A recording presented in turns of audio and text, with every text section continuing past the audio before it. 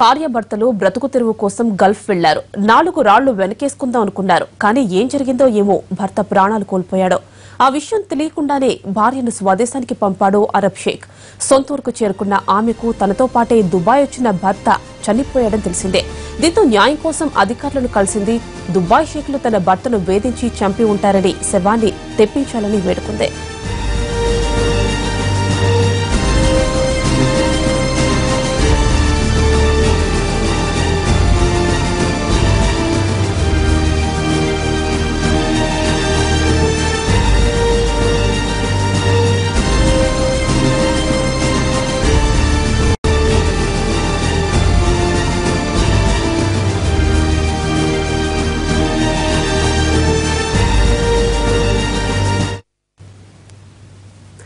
కడప జిల్లాకు చెందిన రామిరెడ్డి రామకృష్ణారెడ్డి, రామిరెడ్డి పార్వతమ్మ 2 నెలల క్రితం సౌదీ అరేబియా వెళ్లారు.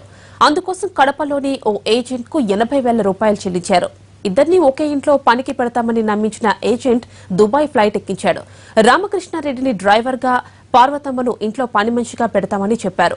అక్కడకు వెళ్లాక గానీ తాము మోసపోయామని ఆ దంపతులకు అర్థం కాలేదు. దుబాయ్ షేక్ రామకృష్ణారెడ్డిని ఎడారిలో గొర్రెల కాపరిగా పెట్టాడు. పార్వతమ్మతో ఇంట్లో బండెడు చాకరీ చేయించారు. రోజుకు 18 గంటలు పని చేయించే వారిని కాస్త విశ్రాంతి తీసుకున్నా చిత్రహింసలు పెట్టేవారని వాపోయింది. చేసినా నేను కొట్టినా చేస్తానే కానీ ఇంకా నరకం చూపించంటే నా లెక్క కడతాను, ఇండియా పోతానంటే నీ 3 ఏళ్ళ టైం దాకా నేను సచ్చినా కానీ పంపిను నిన్ను, నువ్వు ఏమన్నా సావు, నువ్వు ఎట్ట చేసినా నిన్ను ఇదే నరకమే పెడతా అంటాను, చేసేసి లేకుంటే సచ్చే సావు, చెమ్ము పంపిస్తాను నీ ఇండియా అక్కడ. షేక్ వేధింపులు తట్టుకోలేని ఆ భార్యాభర్తలు తిరిగి సొంత దేశానికి పయనమని వేడుకున్నారు. దీనికి నిరాకరించిన షేక్ వారిని చిత్రహింసలు పెట్టాడు. 3 ఏళ్ల అగ్రిమెంట్ పూర్తయ్యే వరకు పంపేది లేదన్నాడు. ఇంతలో ఏం జరిగిందో ఏమో పార్వతమ్మకు టికెట్ ఇప్పించి సొంత దేశానికి పంపాడు షేక్.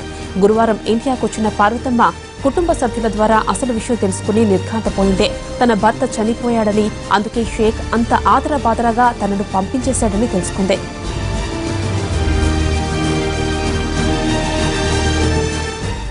మా ఆయన చనిపోని నేను ఇంటికి వచ్చినాక నాకు ఇంటికి వచ్చిన దాకా తెలియపరచలేదు. నాకు ఆడ ఏజెంట్ వండుకొని ఆడ యాప్ వండుకొని 1 గంటకు అలా ఇప్పుడు ఇది కదా రంజాన్ నెల కదా, రాత్రి అంతా చేసినాను. పగులు 1 గంటకు లేచన టయానికి ఇంకా లేగొట్టే టయానికి వచ్చి జావ్ అంటే ఏం బాబా జావ్ అంటున్నావు అంటే ఇండియాకు జావ్ అన్నాడు. ఇండియాకు జావ్ అంటే ఎందుకు బాబా మా ఆయనకు ఫోన్ చేయి ఇండియాకు జావ్ అంటే మీరు రాము పారిపోయినాడు, నువ్వు ఇండియా పోదురా అంటే నేను లేదు బాబా నాకు ఫోన్ చేసి నా రాముతో మాట్లాడుతా అంటే లేదు నేను ఫోన్ చేసాను, నువ్వు రైల్వే స్టేషన్ ఆడికి వచ్చే కానీ నేను విమానం టికెట్ కాడికి వచ్చి నేను ఫోన్ చేయించాను, విమానం టికెట్ కాడికి వచ్చినా నాకు ఫోన్ చేసి లేదు, నాకు లైన్లో పెట్టి టికెట్ తీసి నన్ను సత్యసావు బతుకుతే బతుకొని వెళ్ళిపోయినాడు. మా వాళ్ళకు దాంట్లో నెట్లో చూపించి నాకు నమ్మకం లేదు మా మంచి వచ్చేదంటే నెట్లో పెట్టి చూపించేసి ఆయన నాకు చెప్పకోకుండా వెళ్ళిపోయినాడు బయటికి. అంత మటుకైతే ఆత్మహత్య చేసుకునేవాడు కాదు. వాళ్ళు కొట్టడంలో ఏమన్నా చేసింటేనో సచ్చాడు కానీ లేకుండా అంత పిరిగివాడు కాదు సార్ మా భర్త. ఎంత దెబ్బల్లో వెళ్ళినా అంత నిలబడుకొని ఎదుర్కొండేవాడు, అంత పిరిగివాడు కాదు. రోజు కొట్టంగా నశించిపోగా అది ఏదో జరిగింది, అది జరుగుతానే వాళ్ళు ఉరి తీసినట్టు తీసినారు. నా భర్త అంత మత్తుగా తప్పితే అసలుకు ఆత్మహత్య చేసుకోలేదు. దాని తర్వాత ఫోన్ చేసేసినా ఎంత రెస్పాన్స్ లేకునంటే అతని సేటు అంటే అరబీ అతన్ని నెంబరు ఏజెన్సీ ద్వారా కనుక్కొని అతనికి ఫోన్ చేసి అడిగితే మా మనిషి ఏమైనాడు, ఏం ఫోన్ చేయలేదంటే చనిపోయినాడని చెప్పేశాడు. బాడీ హాస్పిటల్లో ఉంది, బాడీ పోస్ట్మార్టం అవి అయిపోయినాక 4-5 రోజుల్లో బాడీ పంపించేస్తా అన్నాడు. సరేలేను, అది మన ఇండియన్ ఎంబసీ కంప్లైంట్ పెడితే బాడీ పంపాను, ఏం చేసుకుంటారో చేసుకోండి అని చెప్పేశాడు.